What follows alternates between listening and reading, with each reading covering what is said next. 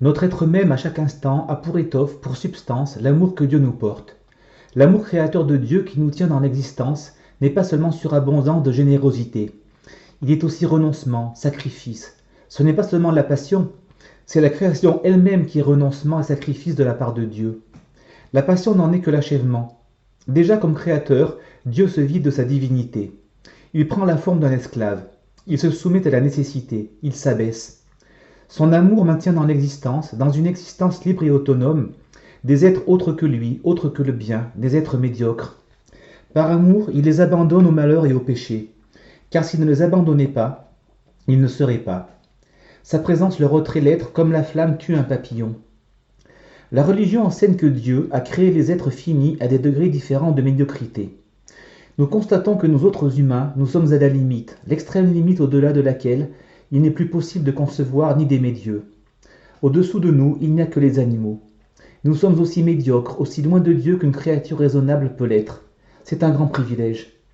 C'est pour nous que Dieu doit faire le plus long chemin s'il veut aller jusqu'à nous. Quand il a pris, conquis, transformé nos cœurs, c'est nous qui avons le plus long chemin à faire pour aller à notre tour jusqu'à lui. L'amour est proportionnel à la distance. C'est par un amour inconcevable que Dieu a créé des êtres tellement distants de lui. C'est par un amour inconcevable qu'il descend jusqu'à eux. C'est par un amour inconcevable qu'eux ensuite montent jusqu'à lui. Le même amour. Ils ne peuvent monter que par l'amour que Dieu a mis en eux quand il est allé les chercher. Et cet amour est le même par lequel il les a créés si loin de lui. La passion n'est pas séparable de la création. La création elle-même est une espèce de passion. Mon existence elle-même est comme un déchirement de Dieu, un déchirement qui est amour. Plus je suis médiocre, plus éclate l'immensité de l'amour qui me maintient dans l'existence. Le mal que nous voyons partout dans le monde, sous forme de malheur et de crime, est un signe de la distance où nous sommes de Dieu. Mais cette distance est amour, et par suite doit être aimée. Ce n'est pas qu'il faille aimer le mal, mais il faut aimer Dieu à travers le mal. Quand un enfant en jouant brise un objet précieux, la mère n'aime pas cette destruction. Mais si plus tard son fils s'en va au loin ou meurt, elle pense à cet accident avec une tendresse infinie, parce qu'elle n'y voit plus qu'une des manifestations de l'existence de son enfant.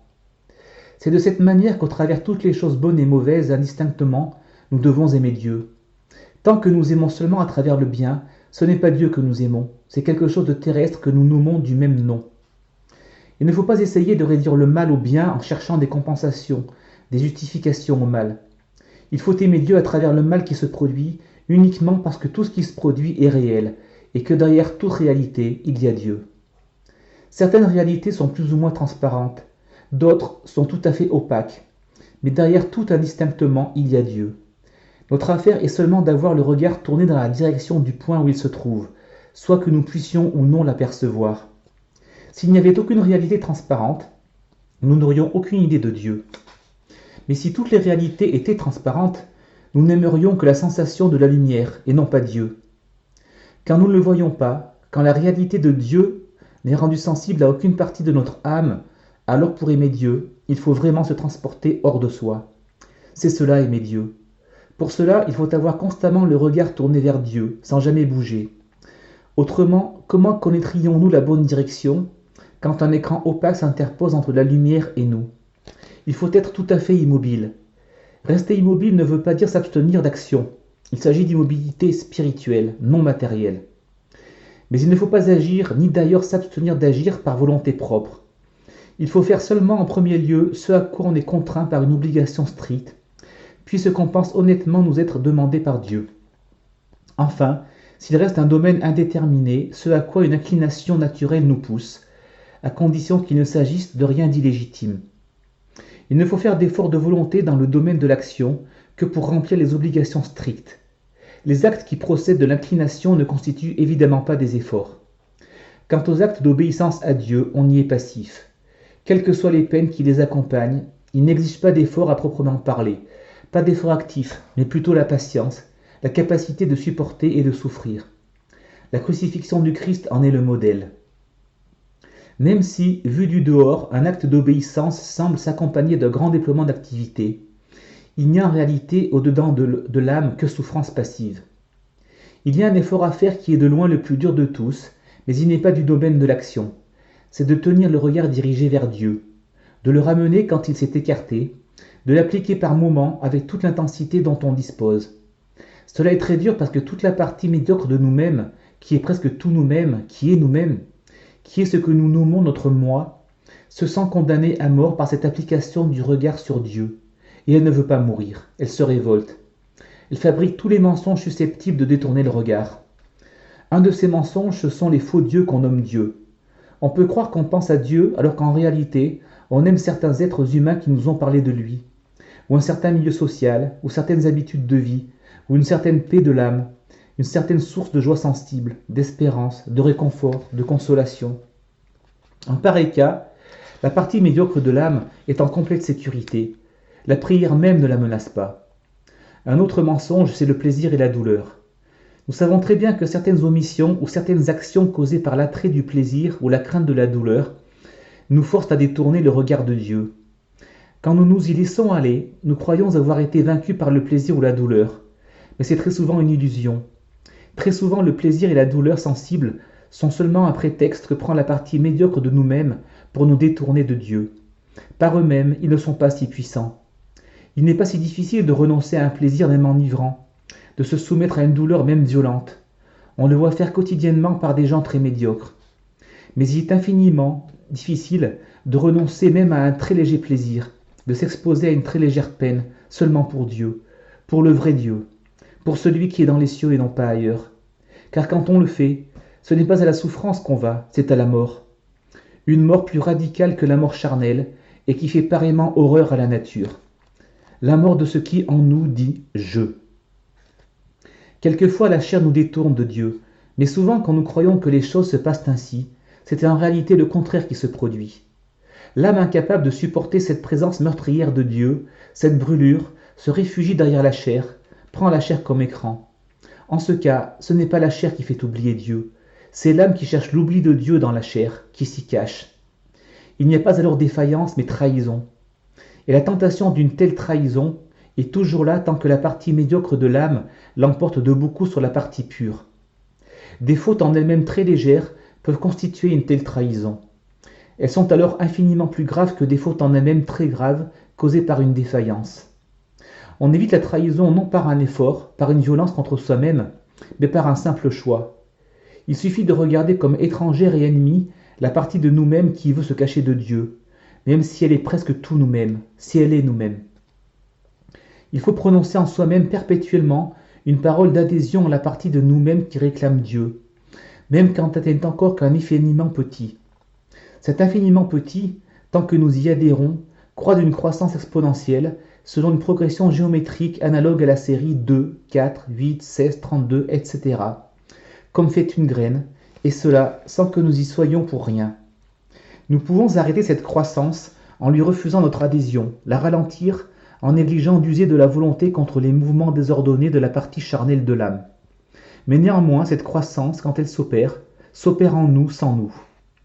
L'effort mal placé vers le bien, vers Dieu, est encore un piège, un mensonge de la partie médiocre de nous-mêmes qui cherche à éviter la mort. Il est très difficile de comprendre que c'est un mensonge, et c'est pourquoi il est très dangereux.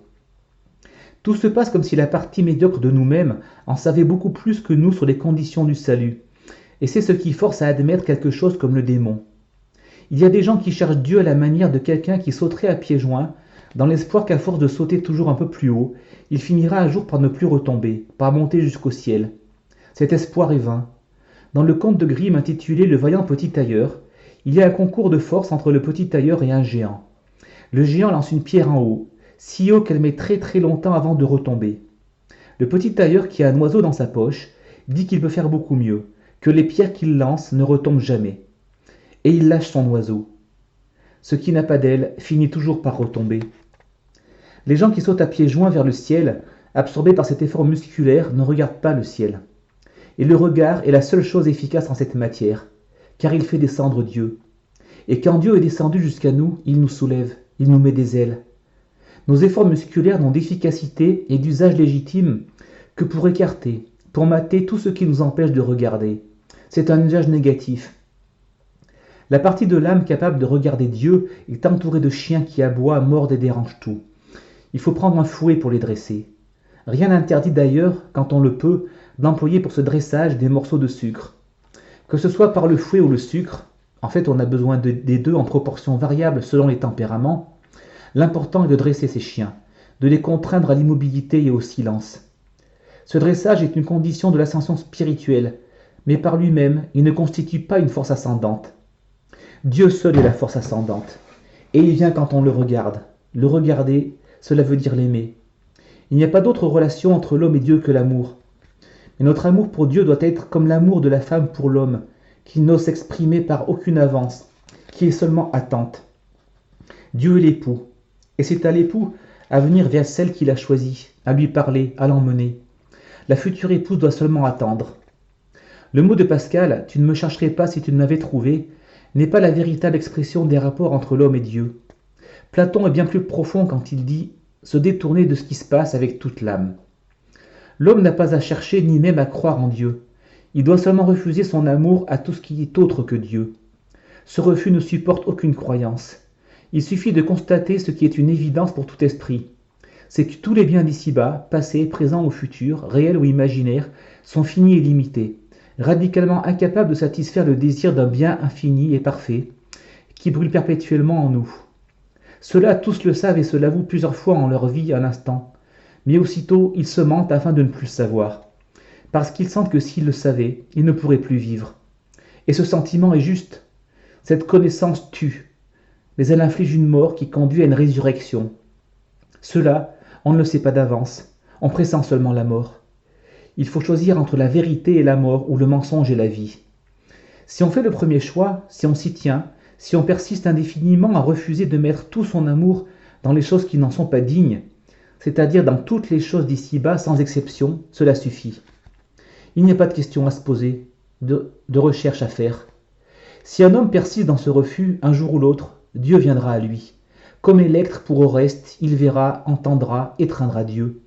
Il aura la certitude d'une réalité irrécusable. Il ne deviendra pas par là incapable de douter. L'esprit humain a toujours la capacité et le devoir de douter. Mais le doute indéfiniment prolongé détruit la certitude illusoire des choses incertaines et confirme la certitude des choses certaines. Le doute concernant la réalité de Dieu est un doute abstrait et verbal pour quiconque a été saisi par Dieu, bien plus abstrait et verbal encore que le doute concernant la réalité des choses sensibles. Toutes les fois qu'un tel doute se présente, il suffit de l'accueillir sans aucune restriction pour éprouver combien il est abstrait et verbal. Dès lors, le problème de la foi ne se pose pas. Tant qu'un être humain n'a pas été pris par Dieu, il ne peut pas avoir la foi, mais seulement une simple croyance. Et qu'il ait ou non une telle croyance n'importe guère, car il arrivera aussi bien à la foi par l'incrédulité. Le seul choix qui s'offre à l'homme, c'est d'attacher ou non son amour ici-bas. Qu'il refuse d'attacher son amour ici-bas, et qu'il reste immobile, sans chercher, sans bouger, en attente, sans essayer même de savoir ce qu'il attend. Il est absolument sûr que Dieu fera tout le chemin jusqu'à lui. Celui qui cherche gêne l'opération de Dieu plus qu'il ne la facilite. Celui que Dieu a pris ne cherche plus du tout Dieu, au sens où Pascal semble employer le mot de chercher. Comment pourrions-nous chercher Dieu puisqu'il est en haut, dans la dimension que nous ne pouvons pas parcourir? Nous ne pouvons marcher qu'horizontalement. Si nous marchons ainsi, cherchant notre bien, et si la recherche aboutit, cet aboutissement est illusoire. Ce que nous aurons trouvé ne sera pas Dieu. Un petit enfant qui soudain dans la rue ne voit pas sa mère à ses côtés, court en toussant sans pleurant, mais il a tort. S'il a assez de raison et de force d'âme pour s'arrêter et attendre, elle le trouvera plus vite. Il faut seulement attendre et appeler. Non pas appeler quelqu'un tant qu'on ne sait pas s'il y a quelqu'un, crier qu'on a faim et qu'on veut du pain. On criera plus ou moins longtemps, mais finalement, on sera nourri. Et alors on ne croira pas, on saura qu'il existe vraiment du pain. Quand on en a mangé, quelle preuve plus sûre pourrait-on vouloir? Tant qu'on n'en a pas mangé, il n'est pas nécessaire, ni même très utile de croire au pain. L'essentiel est de savoir qu'on a faim. Ce n'est pas une croyance, c'est une connaissance tout à fait certaine qui ne peut être obscurcie que par le mensonge. Tous ceux qui croient qu'il y a ou qu'il y aura un jour de la nourriture produite ici-bas mentent. La nourriture céleste ne fait pas seulement croître en nous le bien, elle détruit le mal, ce que nos propres efforts ne peuvent jamais faire. La quantité de mal qui est en nous ne peut être diminuée que par le regard posé sur une chose parfaitement pure.